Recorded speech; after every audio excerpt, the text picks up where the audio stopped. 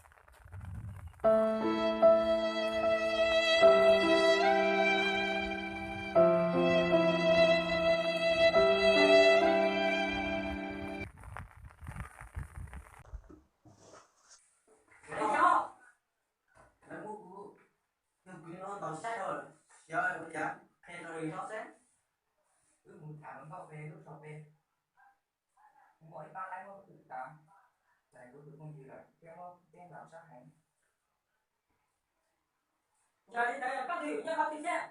Nhá, để lúc nào về tỉnh thành tôi không đi. Giờ đi biết không? Tiền tôi không đi đâu. Muốn đi. Muốn đi không?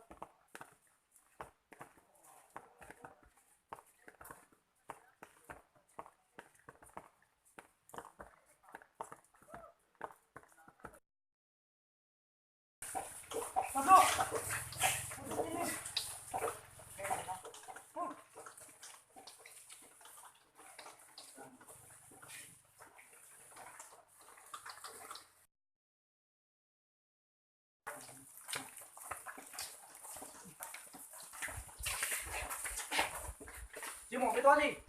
Nhưng mà cái tình hình sao dễ chưa? Ha. Mi tụi này. Mi sao tao lắm? Thằng dân đi tất tua lại. Thì đi cho cái tình hình tao xin lỗi. Đó đó. Tôi chỉ cho anh chủ. Cho cái cháu nó đó. Cho nên thằng tao đi tụi này. Đi gà lọt nó.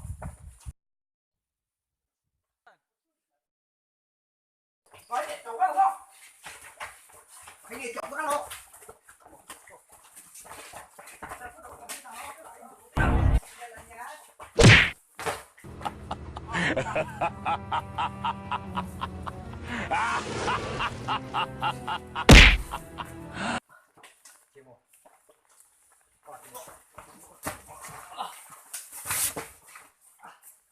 Nope. You suck!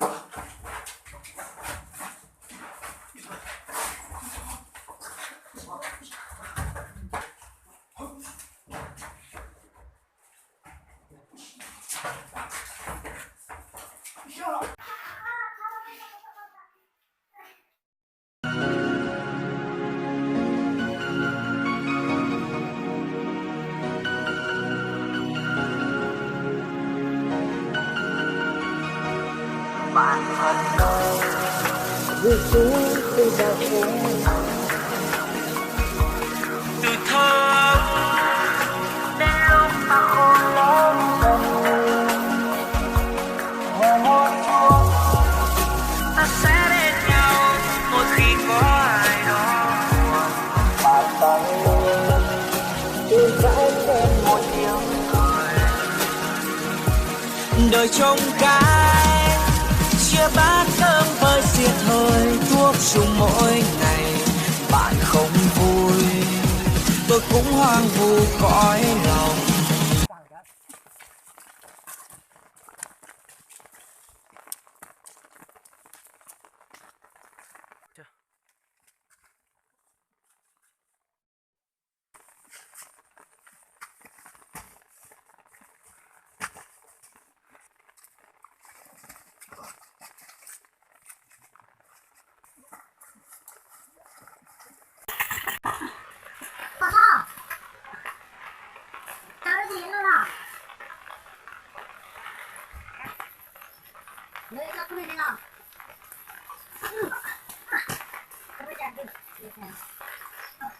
Look.